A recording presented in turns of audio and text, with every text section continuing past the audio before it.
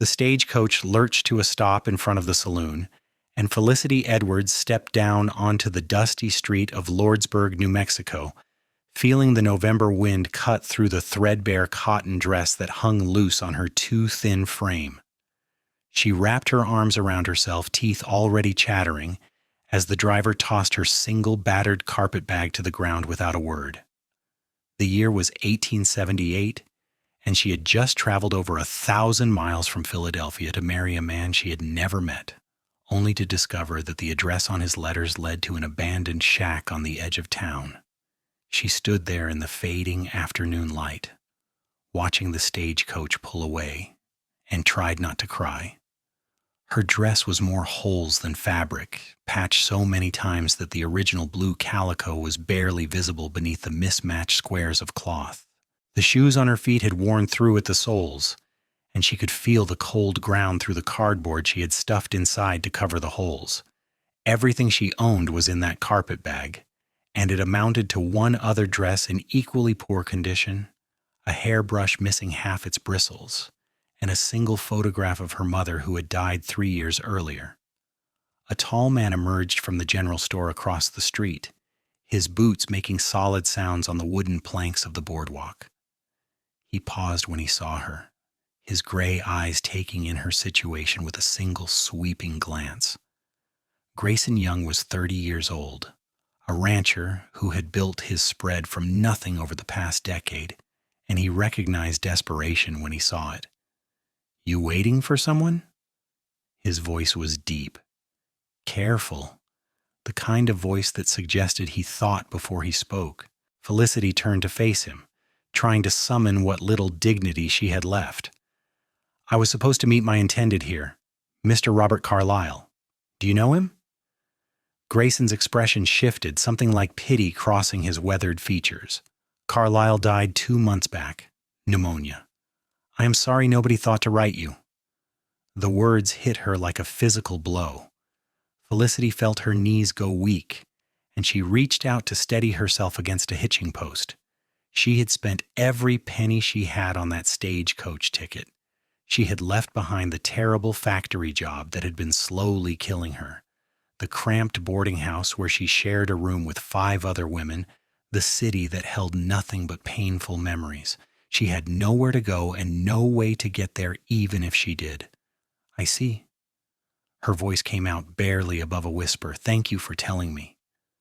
She could feel him still watching her, and she forced herself to straighten up. She would not fall apart in front of a stranger. She had survived worse than this.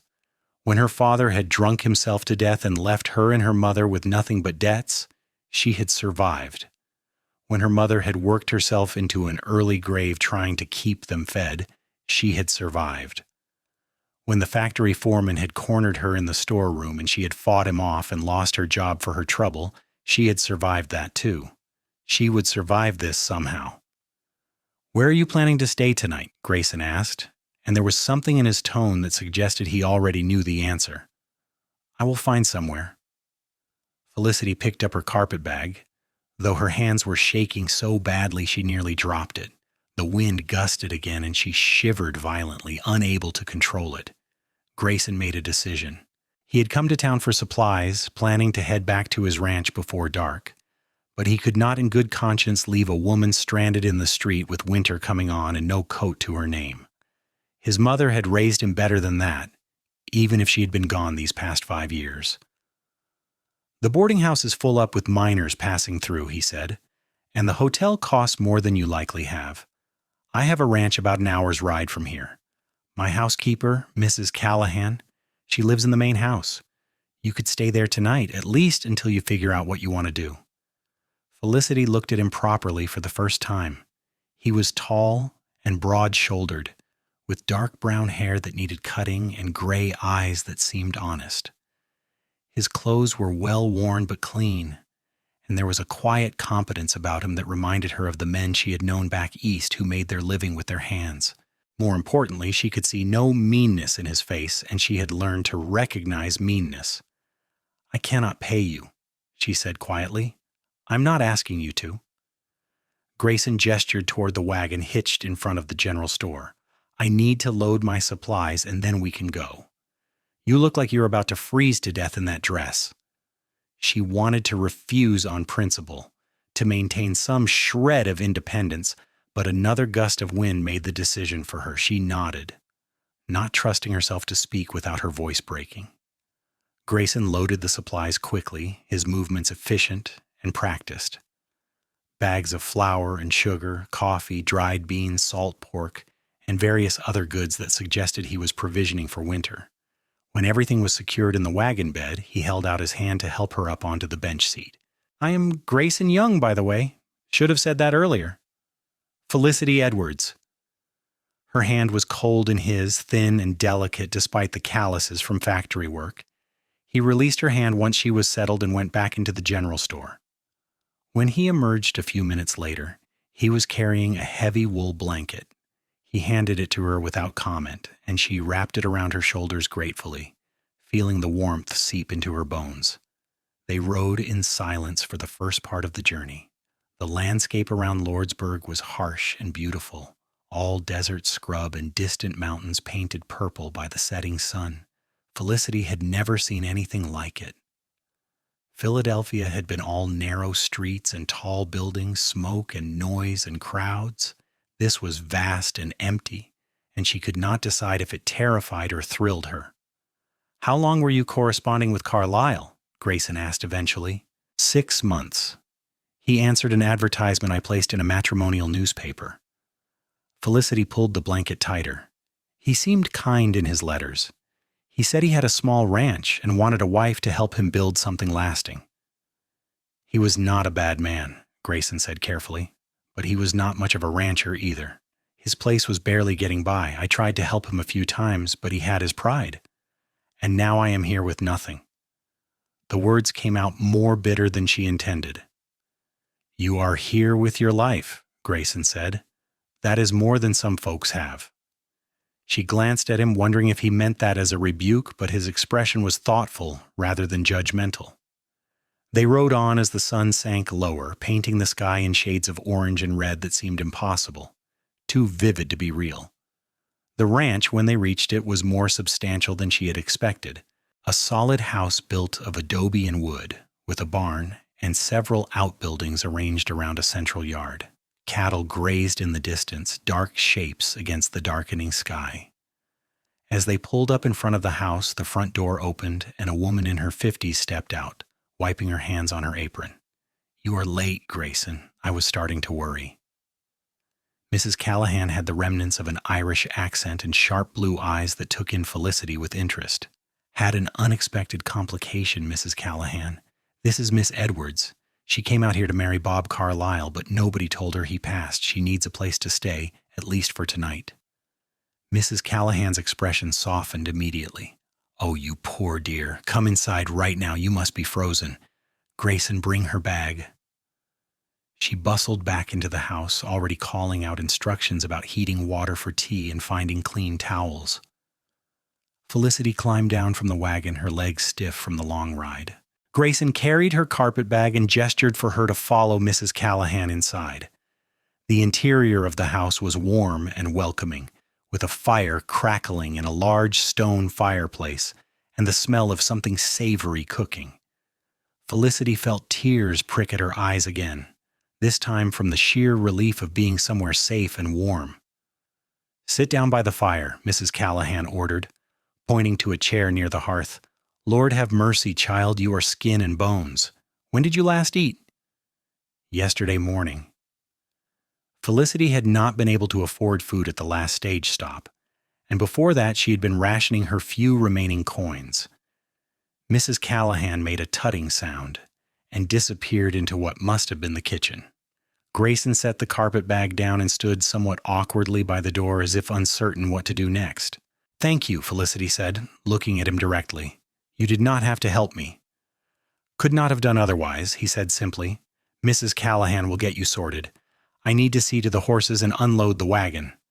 He left, and Felicity sat in the chair, feeling the warmth of the fire begin to thaw her frozen hands and feet.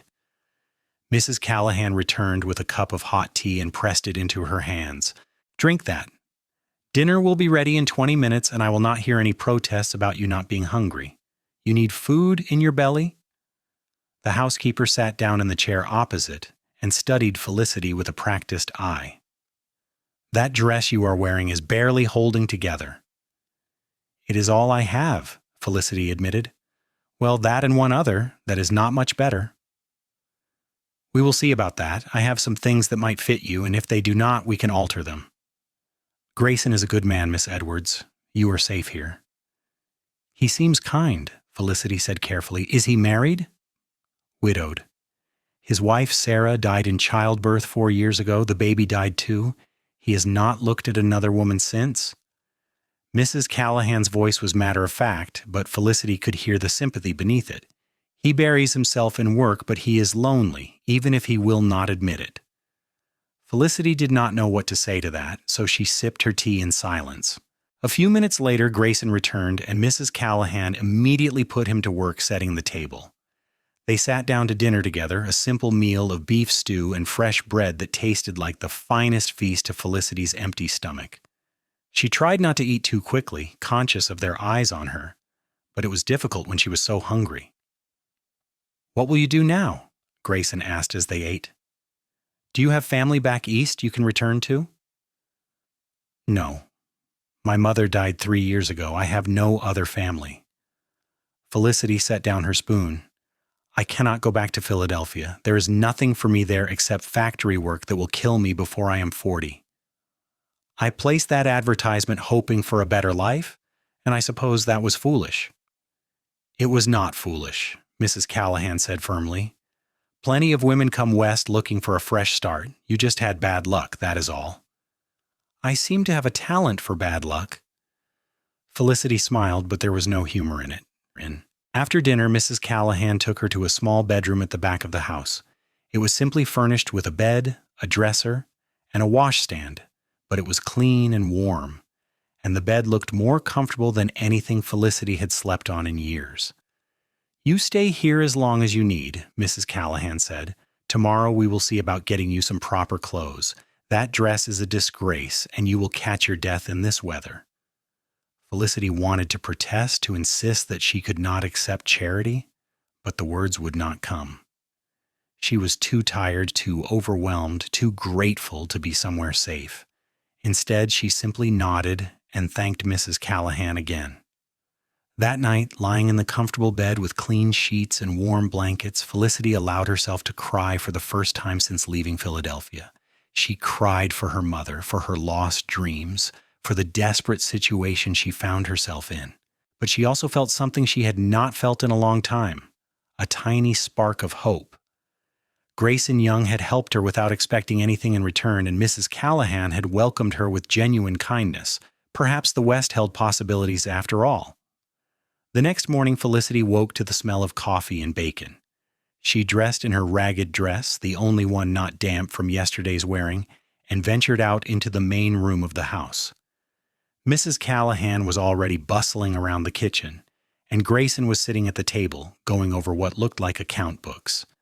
"Good morning," Felicity said tentatively. "Morning. Sit down and eat." Mrs. Callahan placed a plate in front of her laden with eggs, bacon, and biscuits. "You need to put some meat on those bones." Grayson looked up from his books and nodded a greeting. In the morning light, Felicity could see the lines of strain around his eyes, the weariness that spoke of too many responsibilities and not enough rest.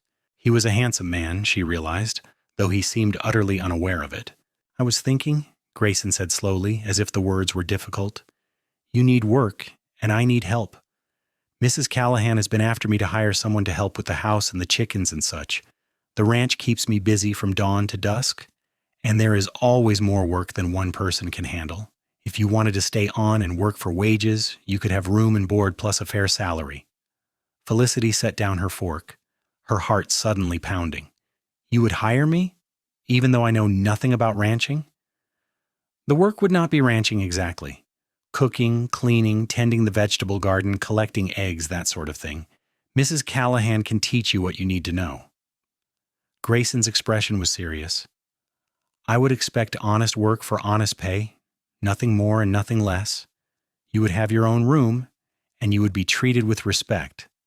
But if you would rather try to find something else, I will drive you back to town." "I would like to stay," Felicity said quickly. "I am not afraid of hard work. I worked in a textile factory for 5 years. I can learn whatever you need me to learn."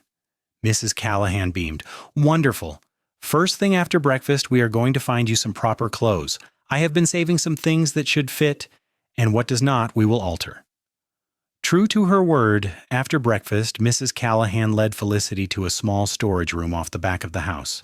Inside were several trunks filled with women's clothing, all neatly folded and preserved with lavender sachets. "These were Sarah's," Mrs. Callahan said quietly. "Grayson has not been able to bring himself to do anything with them. I think she would be happy to know they were being put to good use." Felicity felt a pang of guilt. "Are you sure? I do not want to intrude on his grief." "You are not intruding. You are living. There is a difference." Mrs. Callahan pulled out a practical brown wool dress with long sleeves and a high neck. "Try this one." The dress fit reasonably well, though it needed to be taken in at the waist. Sarah had apparently been a bit taller and fuller figured than Felicity. They found several other dresses that would work, along with a warm wool coat, a shawl, gloves, and even a pair of sturdy leather boots that fit better than anything Felicity had ever owned.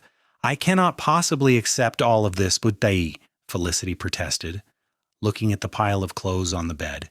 "You can, and you will. You cannot work in rags, and those things are just taking up space in storage." Mrs. Callahan held up the brown dress. "Wear this today, and tonight we will spend some time with needle and thread getting everything fitted properly." Felicity changed into the warm dress, feeling like a different person. The wool was thick and soft, keeping out the November chill, and the boots were a revelation after months of walking on cardboard soles. When she looked at herself in the small mirror above the washstand, she barely recognized her own reflection. She looked almost respectable. Grayson was in the barn when she went to thank him, mucking out stalls with steady rhythmic movements.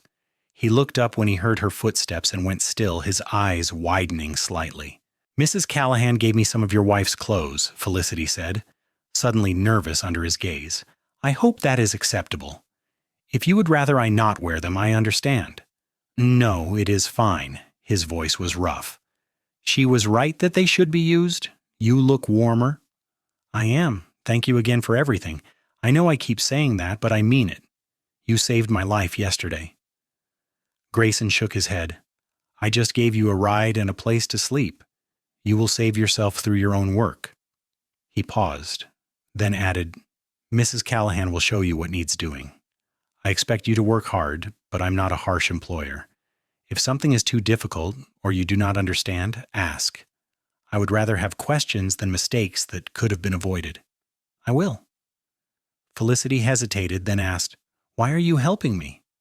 You do not know anything about me. I could be anyone." He looked at her for a long moment, his gray eyes thoughtful. "You could be, but I do not think you are. You have the look of someone who has fought for every scrap of dignity they have left. I recognize that look because I have seen it in the mirror." He went back to his work. "Besides, Mrs. Callahan is a good judge of character, and she likes you. That is enough for me." Over the following days, Felicity threw herself into work with a determination born of gratitude and desperation. Mrs. Callahan was a patient teacher, showing her how to manage the household, how to cook for hungry ranch hands, how to tend the chickens and collect eggs without getting pecked. Felicity's factory work had given her stamina and discipline, and she learned quickly. The ranch employed 3 other men besides Grayson, an older cowhand named Pete, who had worked there for years, and 2 younger men, Tommy and Jack, who handled the cattle and horses. They were respectful but curious about the new woman working in the house, and Mrs. Callahan made it clear from the start that Felicity was to be treated like a lady, not bothered or harassed in any way. Felicity saw Grayson mostly at mealtimes, when he would come in dusty and tired from working the ranch. He was a man of few words, but she began to notice things about him. The way he always thanked her for the meals she helped prepare. The way he treated his animals with firm kindness. The way he paid his men fairly and listened to their concerns.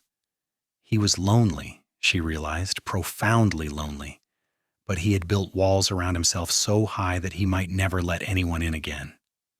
2 weeks after her arrival, the first real cold snap hit. Felicity woke one morning to find frost on the windows and her breath misting in the air. She dressed quickly in one of Sarah's warm dresses, alterations now complete thanks to several evenings of sewing with Mrs. Callahan, and hurried to start the fire in the kitchen stove. Grayson came in stamping snow from his boots, his face red from the cold. "Storm coming? A bad one by the feel of it. We need to get the cattle closer to the barn and make sure we have enough firewood stacked." For the next several hours, everyone on the ranch worked frantically to prepare. Felicity helped Mrs. Callahan bring in extra wood, check the food stores, and prepare hot meals for the men who were out moving cattle. By late afternoon, the snow was falling in thick, heavy flakes, and the wind was howling around the house. Grayson was the last to come in covered in snow and shivering despite his heavy coat. Felicity had hot coffee ready, and she pressed a cup into his cold hands without thinking, her fingers brushing his briefly. He looked at her with an expression she could not quite read, something between surprise and something else, something warmer. "Thank you," he said quietly. The storm lasted 3 days. They were all trapped inside except for brief ventures to the barn to tend the animals. Felicity found herself spending more time in Grayson's company than she had since arriving, and slowly, carefully, they began to talk. He told her about building the ranch from nothing, about the hard years when he had barely scraped by, about meeting Sarah at a church social in town and knowing immediately that she was the one he wanted to marry. "She was small and fierce," he said, staring into the fire. "Reminded me of a bantam hen, all determination and spirit. She died trying to give me a son. Sometimes I think I should have told her she did not have to, that she was enough, but I never found the words." "I am sure she knew," Felicity said softly. They were sitting at the table, Grayson nursing a cup of coffee while Felicity mended one of his shirts. Mrs. Callahan had retired to her room and the house was quiet except for the howling wind outside. "Maybe." Grayson turned the cup in his hands. "What about you? No sweetheart back in Philadelphia?" Felicity shook her head. "There was a boy once when I was 16. He worked in the same factory, but he moved away looking for better wages, and I never heard from him again. After that, there was no time for romance. I was too busy trying to keep myself and my mother alive." "You must miss her, your mother." "Every day." Felicity bit off the thread and set aside the mended shirt. "She was a good woman. She deserved better than the life she got." "Most good women do," Grayson said. He stood up, stretching his back with a grimace. "I should get some sleep. Tomorrow we will need to dig out if the snow stops." But before he left, he paused and looked back at her. "You are doing good work here, Felicity. I wanted you to know that. I appreciate it." It was the first time he had used her given name, and something in the way he said it made her heart skip a beat.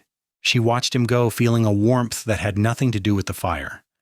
When the storm finally broke, they emerged to find the world transformed into a landscape of white.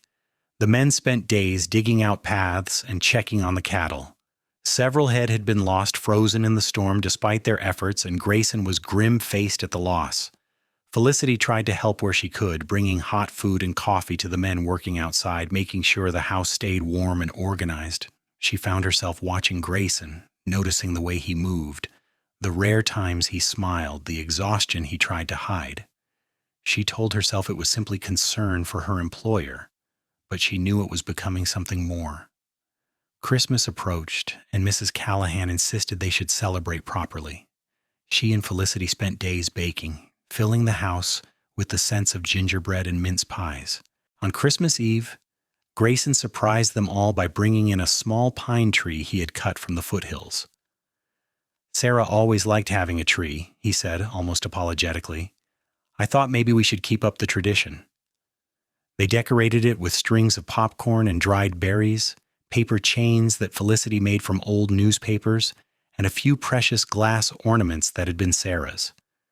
When they lit candles on the branches that evening, Felicity felt tears in her eyes. It was the first Christmas since her mother's death that had felt like anything other than just another day to endure. Grayson gave each of his employees a small bonus and a gift. To Felicity, he presented a package wrapped in brown paper. Inside was a beautiful shawl, soft wool dyed a deep blue, and a pair of lined leather gloves. "I noticed yours were wearing thin," he said, not quite meeting her eyes. "Thought you could use new ones." "They are beautiful. Thank you." Felicity clutched the gifts, feeling overwhelmed. She had gotten him something too, though it seemed paltry in comparison, a set of handkerchiefs she had hemmed and embroidered with his initials during the long storm-bound evenings. He held them carefully, running his thumb over the neat stitching. "You did not have to do this." "I wanted to. You have given me so much." Their eyes met, and for a moment the rest of the world seemed to fall away. Then Mrs. Callahan called them to dinner, and the moment passed, but Felicity could not shake the feeling that something had shifted between them. January came, cold and bitter, but the ranch settled into a routine.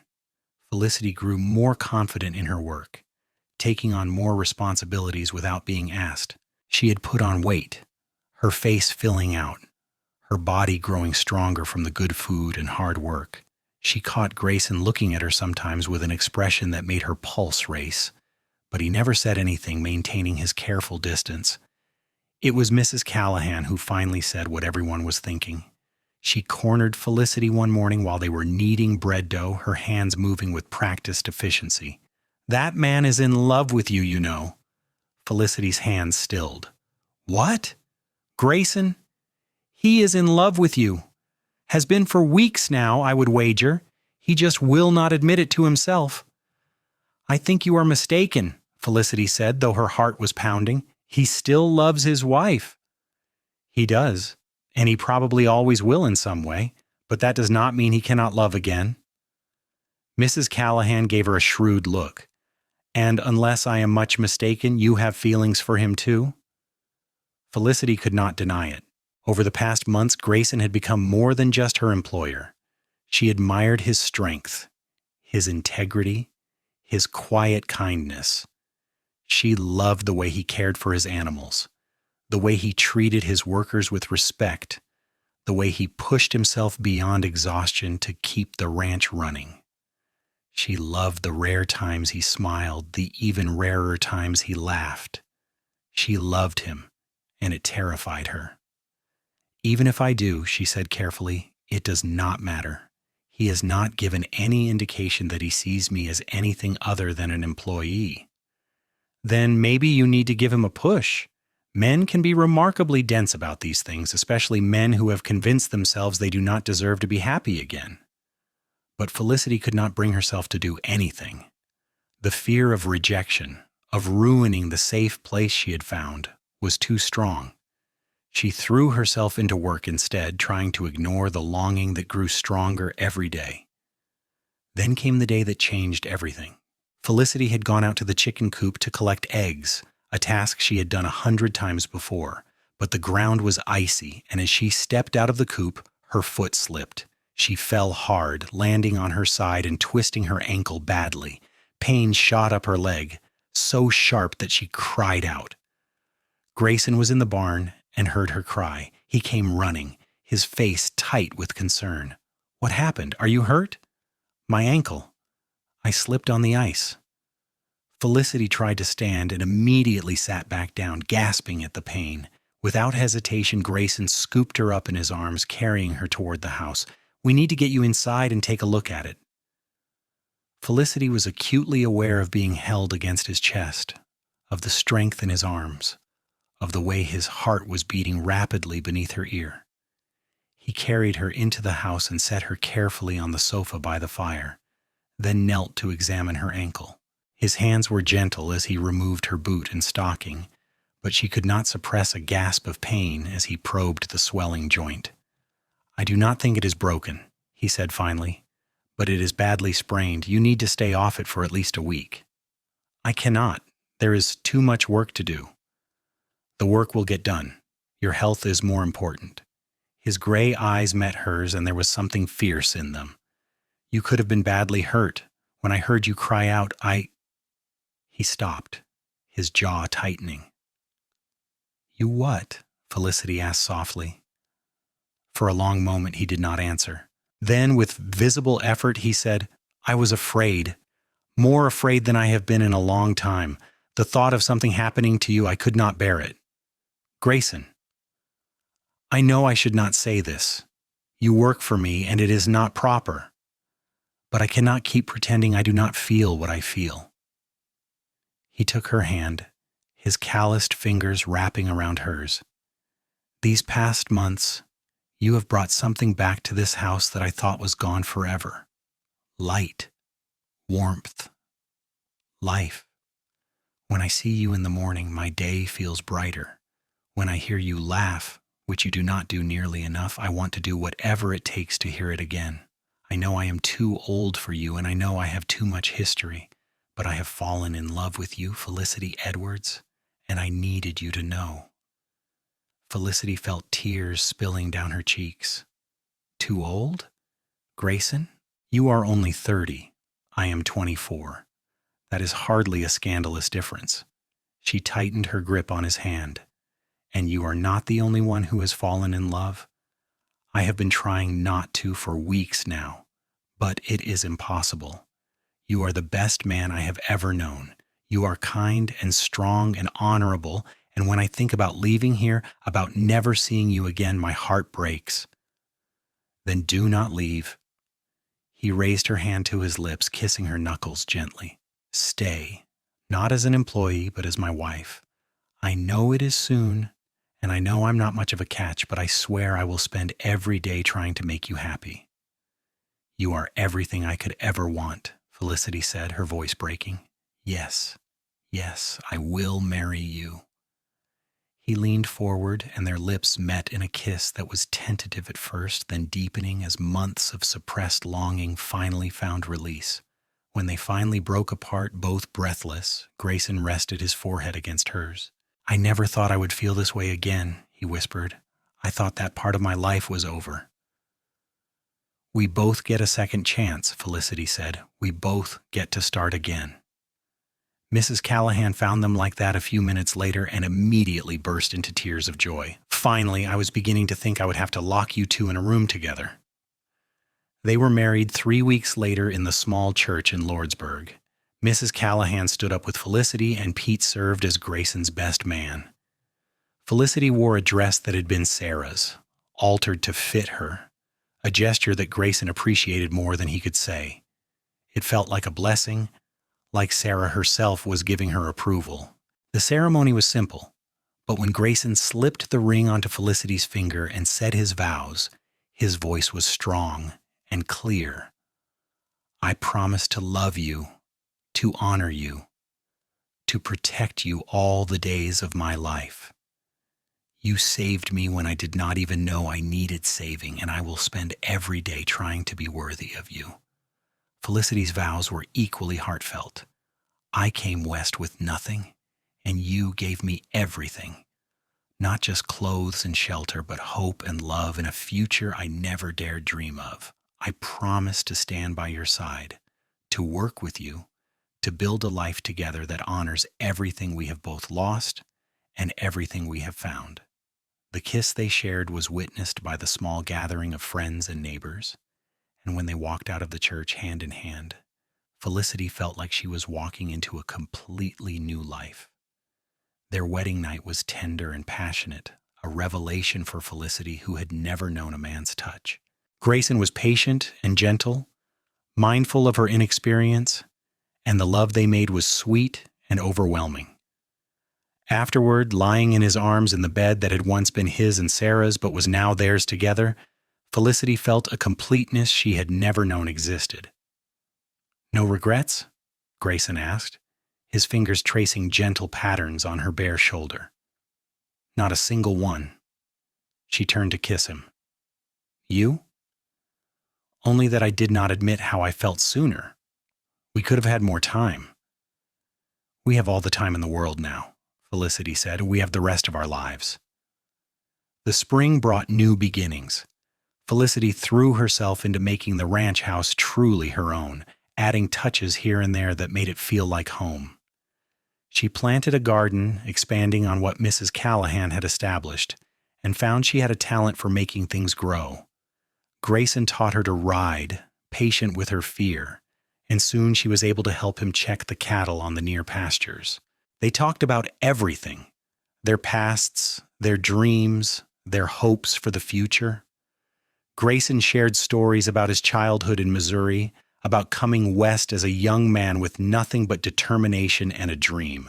Felicity told him about her mother's quiet strength, about the factory years, about the desperation that had driven her to answer a matrimonial advertisement from a stranger. "I am glad you did," Grayson said one evening as they sat on the porch watching the sunset. "Even though it brought you pain, it brought you to me." "Everything I went through was worth it to end up here," Felicity agreed, leaning against his shoulder. In June, Felicity realized she was pregnant. She had been tired and nauseous for weeks, and Mrs. Callahan had figured it out before she did. When she told Grayson, his reaction was complicated: joy mixed with fear, excitement tempered by the memory of what had happened to Sarah. "I cannot lose you," he said, his voice raw. "If I had to choose between you and a child, I would choose you every time." "You will not lose me," Felicity said firmly, taking his face in her hands. "I am strong, and we will be careful. Mrs. Callahan will make sure I do not overwork, and we will get the doctor from town when the time comes. But we will have this baby, and we will both be fine."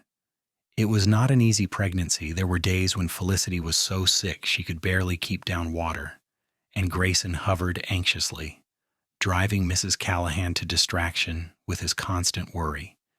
But as the months passed and Felicity's belly grew round with their child, his fear began to be replaced by wonder. He loved to feel the baby kick, his hand spread across her stomach, his eyes lighting up with each movement. He built a cradle in the barn, working on it for hours in the evenings, sanding and polishing the wood until it was smooth as silk. He brought home fabric from town, and Felicity and Mrs. Callahan sewed tiny clothes and blankets, filling a drawer with preparations for the baby's arrival. The baby came in February, almost exactly a year after Felicity had first arrived in Lordsburg. It was a long labor, lasting through the night and into the next day, and there were moments when Grayson's old fears threatened to overwhelm him. But Dr. Patterson was there, a capable older man who had delivered half the babies in the county, and Mrs. Callahan was a rock of support. When Felicity finally gave birth to a squalling, healthy baby boy, Grayson wept openly, holding his son for the first time with shaking hands. "He is perfect. You are perfect. Thank God you are both all right." "We are fine," Felicity said, exhausted but radiant. "We are all fine. What should we name him?" They had discussed names for months, but in the end the decision was easy. "George," Grayson said, looking at his son's tiny face, "after your father, George Young." Little George was a healthy, hungry baby who kept them up at all hours with his demands to be fed, but neither Grayson nor Felicity minded. They would sit together in the rocking chair by the fire, passing the baby between them, marveling at the miracle of his tiny fingers and toes. Mrs. Callahan doted on the baby, declaring him the finest child she had ever seen.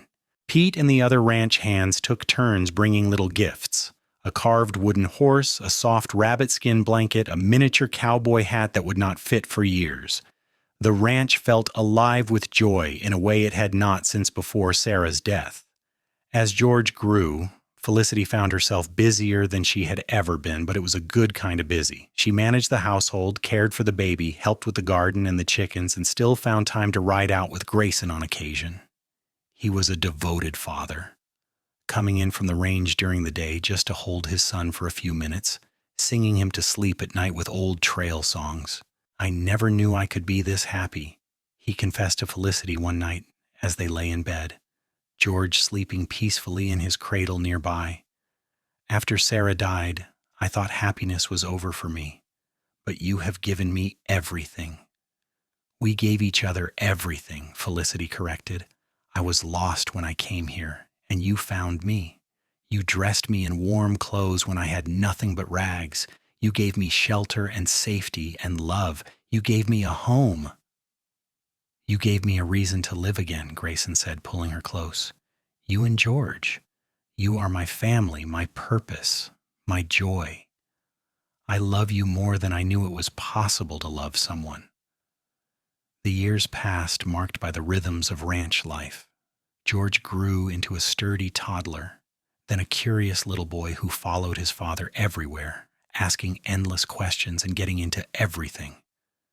When he was 3, Felicity gave birth to twins, a boy and a girl they named Gregory and Faith.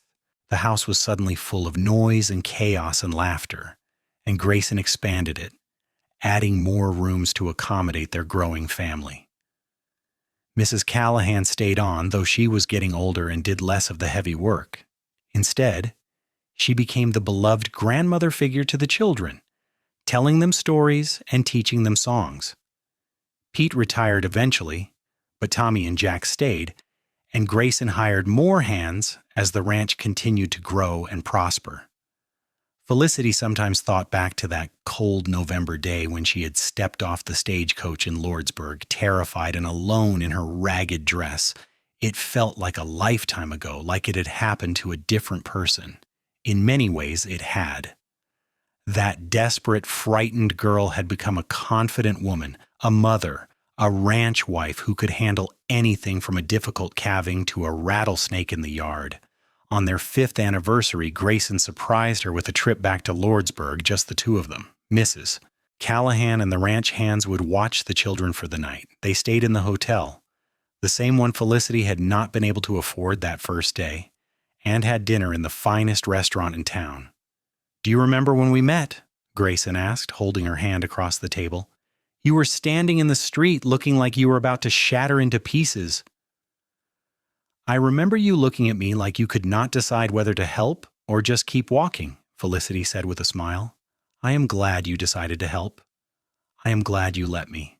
I am glad you took a chance on a lonely rancher with too much grief and not enough sense. You had plenty of sense. You saw someone in need and you helped them. That is who you are, Grayson Young. That is why I fell in love with you." They danced that night to a piano player in the hotel saloon, Grayson holding her close, both of them aware of how lucky they were to have found each other. Later, in their hotel room, they made love with the passion and tenderness that had only deepened over the years, celebrating the life they had built together. As the children grew older, George showed a natural talent for ranching, while Gregory was more interested in books and learning. Faith, the only girl, turned out to be as tough as any of her brothers, insisting on learning to ride and rope despite Grayson's protective instincts. Felicity encouraged all of them to pursue their interests, whether that meant working with cattle or studying mathematics. When George was 12, Felicity gave birth to their last child, another girl they named Florence. By then, the ranch was one of the most successful in the region, and Grayson had become a respected member of the community, serving on the town council and helping to mediate disputes between ranchers and farmers. Felicity had her own reputation as a woman of capability and kindness. She organized supplies for families in need, taught reading to the children of ranch hands who could not afford proper schooling, and was known for her generosity with food and shelter for travelers passing through. She never forgot what it was like to be desperate and alone, and she made sure no one in her community ever had to feel that way if she could help it. Mrs. Callahan passed away peacefully in her sleep when George was 15, and they buried her in the little cemetery outside Lordsburg. The whole community turned out for her funeral, a testament to how many lives she had touched. Felicity grieved deeply for the woman who had been like a mother to her, who had welcomed her when she had nothing and taught her everything she knew about running a household. "She loved you like a daughter," Grayson said, holding Felicity as she cried. "She was so proud of the woman you became, of the family we built. She told me that once, near the end. She said bringing you to the ranch was one of the best things I ever did." "I would not have survived without her," Felicity said. "She gave me a chance when I had nothing left." "You would have survived. You are the strongest person I know. But I am glad she was there to help you, to help us both." As the children reached adulthood, they each found their own paths. George stayed on the ranch, proving to be as capable a rancher as his father. He married a local girl, and they built a house on the far side of the property, close enough to help with the work, but far enough to have their own independence. Gregory went east to attend college, becoming a teacher and eventually a professor. Faith surprised everyone by becoming a doctor, one of the few women in the territory to do so, and she established a practice in Lordsburg that served the whole region. Florence, the youngest, showed signs of inheriting her mother's business sense and her father's determination. Through it all, Grayson and Felicity's love remained strong. They still sat on the porch together in the evenings, watching the sunset over the mountains, talking about their day and their dreams. They still reached for each other in the night, finding comfort and passion in each other's arms. They still made each other laugh with shared jokes and memories accumulated over decades together. When they'd been married for 25 years, their children organized a celebration.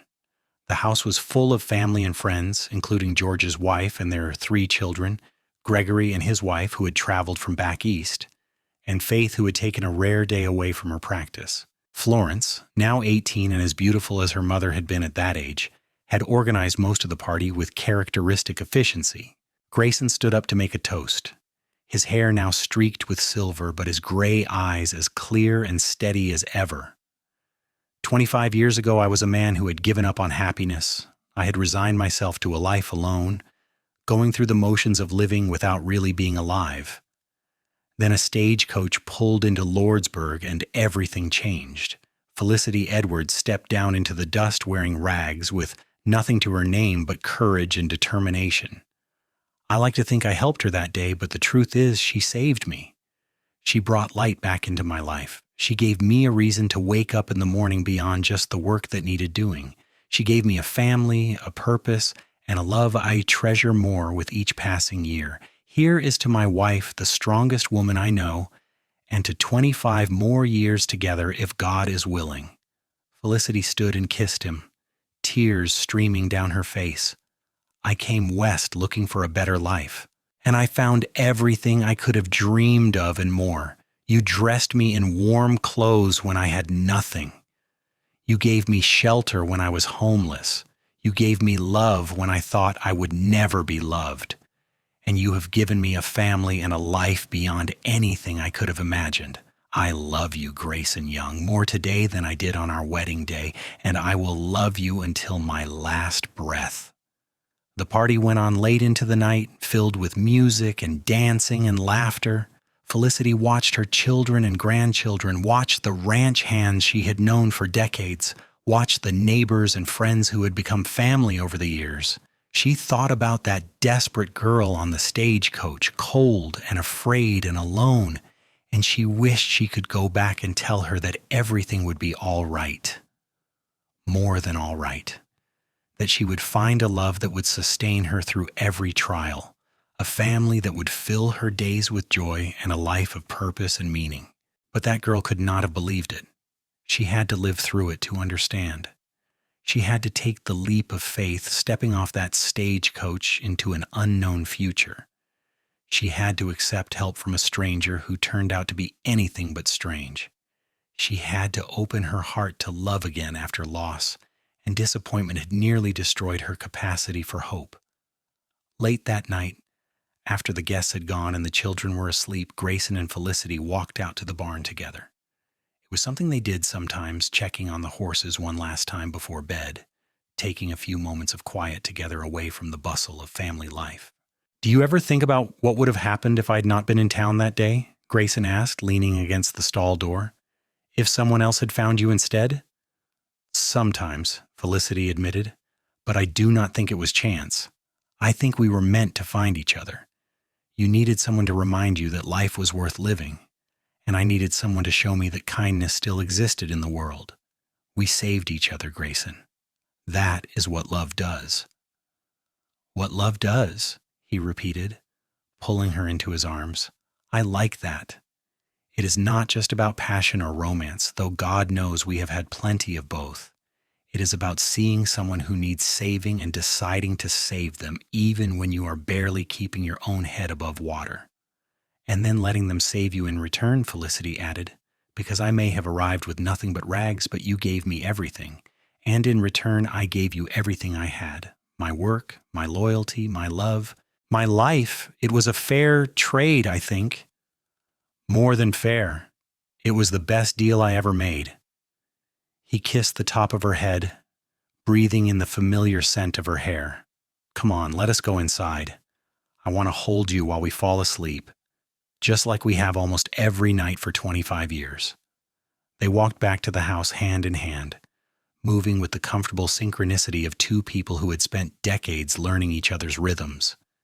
Inside, the house was quiet now. Everyone settled for the night.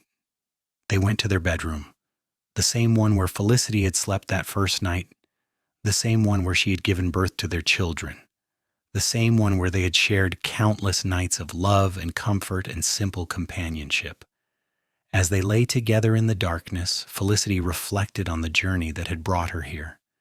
From the factories of Philadelphia to the wild beauty of New Mexico, from poverty and desperation to security and love. From rags to the warm clothes that had been both literal and metaphorical salvation, from loneliness to a life so full of love and family that sometimes her heart felt too small to contain it all. I love you, she whispered into the darkness. I love you too, Grayson murmured back, his arms tightening around her. Always and forever. The years continued to pass, marked by the changing seasons and the rhythms of ranch life. Grayson and Felicity grew older together, their hair turning silver, their faces lined with the evidence of years spent working outdoors and laughing together, but their love never diminished. If anything, it grew deeper, richer, more precious with each passing year. When they had been married for 40 years, they sat on the porch together on a warm summer evening, surrounded by children, grandchildren, and even a few great-grandchildren. George was running the ranch now, his own sons working alongside him. Gregory had written several books and was a respected scholar. Faith's medical practice had expanded to include 2 other doctors working under her guidance. Florence had married and opened a successful mercantile business in town. We built something good, Grayson said, watching the sun set over the mountains that had been the backdrop to their entire life together. Better than I ever dreamed possible. We did, Felicity agreed, her hand clasped in his. And it all started because you could not walk past a woman in need, because you saw someone suffering and decided to help, even though you had your own grief to carry. That one act of kindness changed everything. You changed everything, Grayson corrected gently. You brought life back to a dead man. You reminded me what it was to hope, to dream, to love. Every good thing in my life since that day has come from you. They sat in comfortable silence, watching as their youngest great-grandchild, a little girl not yet 2, toddled across the yard chasing a puppy. The child's laughter rang out, pure and joyful, and Felicity felt tears slip down her cheeks. Happy tears. Grateful tears. Do you remember what you said to me that first morning? Grayson asked. When I offered you the job? I said I was not afraid of hard work. You were afraid, though. I could see it in your eyes. Terrified, actually. But you took the chance anyway. You trusted me even though you had no reason to. I had every reason to, Felicity said. I saw the man you were, kind, honest, steady. I saw that you were someone I could rely on, and I was right. As the evening deepened and the stars began to appear in the vast New Mexico sky, their family gathered around them. George built up the fire in the outdoor pit, and someone brought out a guitar. Music and laughter filled the air, the sounds of a family that was strong and secure and deeply connected to each other and to the land they lived on. Felicity looked around at all of it, at the life she and Grayson had built from that desperate beginning, and felt a profound sense of peace. She had come west with nothing, less than nothing, less, just rags on her back and desperation in her heart. And she had found everything: love, family, purpose, home. She had found Grayson, who had dressed her in warm clothes and given her shelter, but more than that, had given her his heart and his name and his unwavering devotion. When they were both in their 70s, still living on the ranch, though George and his family had long since taken over most of the work, Grayson fell ill. It started as a cough that would not go away, and despite Faith's best efforts and the care of the best doctors they could find, it was clear that his time was running out. He faced it with the same steady courage he had faced everything else in his life. "I have had a good run," he told Felicity one morning as they sat together in the bedroom, his hand clasped in hers. "More years than I ever expected after Sarah died. You gave me those years. You gave me a life worth living." "Do not talk like that," Felicity said, though she knew it was futile. She could see death approaching, had seen it often enough in her long life to recognize the signs.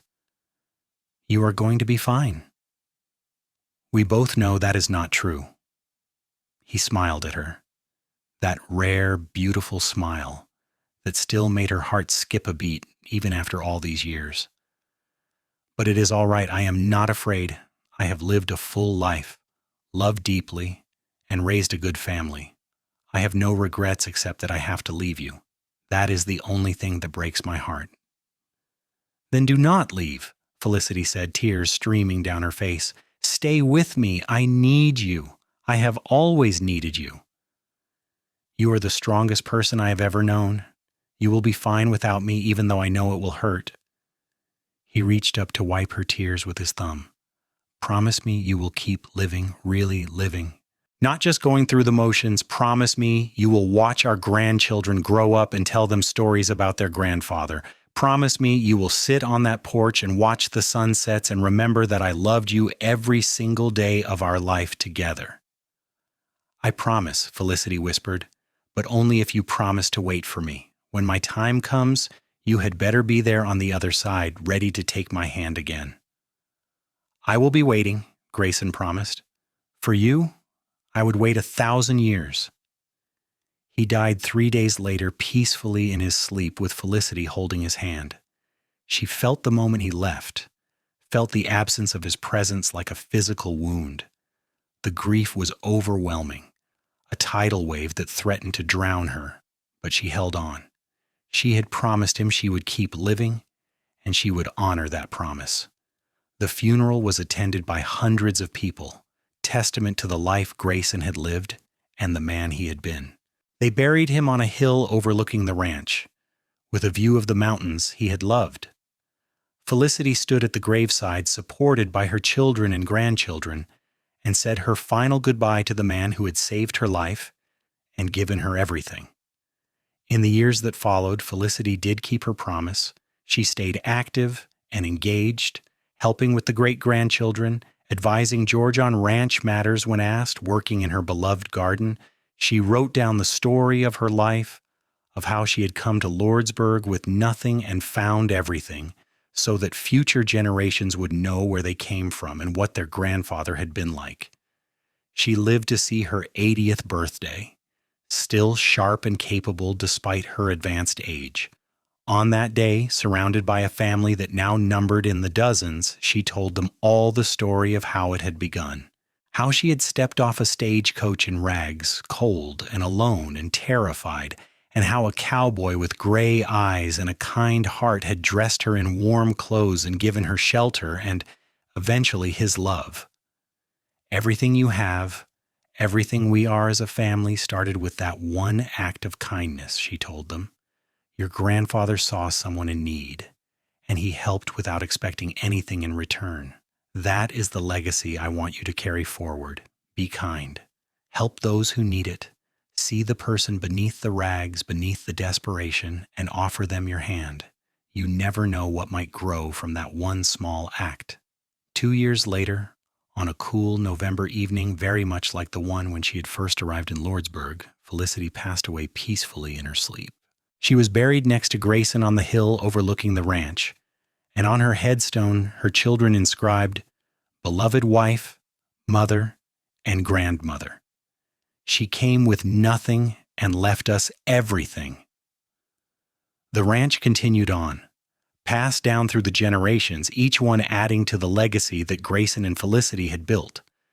The story of the mail order bride who arrived in rags and the cowboy who dressed her in warm clothes became family legend, told and retold around fires and dinner tables for generations to come. It became a reminder of where they came from, of the power of kindness and love to transform lives, and of the truth that sometimes the best things in life come from the most desperate circumstances. In the little town of Lordsburg, New Mexico, the Young family became synonymous with integrity, generosity, and hard work. The ranch that Grayson had built and that Felicity had helped sustain became one of the most successful in the region, lasting well into the 20th century and beyond. But more than the material success, it was the values that Grayson and Felicity had instilled that became their true legacy: kindness to strangers, loyalty to family, and the belief that everyone deserves a second chance.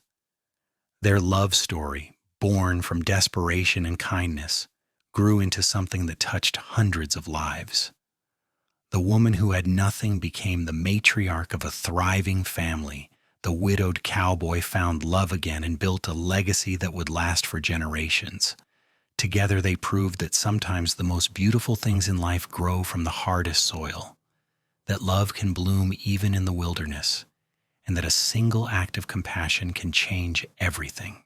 And on quiet evenings, when the sun sets over the New Mexico mountains, painting the sky in shades of gold and red, there are those who say you can still feel their presence on that hill overlooking the ranch.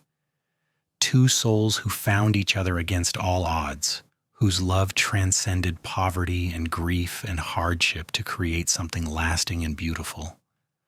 The mail order bride who arrived with nothing but rags, and the cowboy who dressed her in warm new clothes and gave her not just shelter but a home, not just work but purpose, not just safety but love that would echo through the generations. Their story was complete, their lives fully lived, their love eternal. And that, in the end, is the happiest ending of all.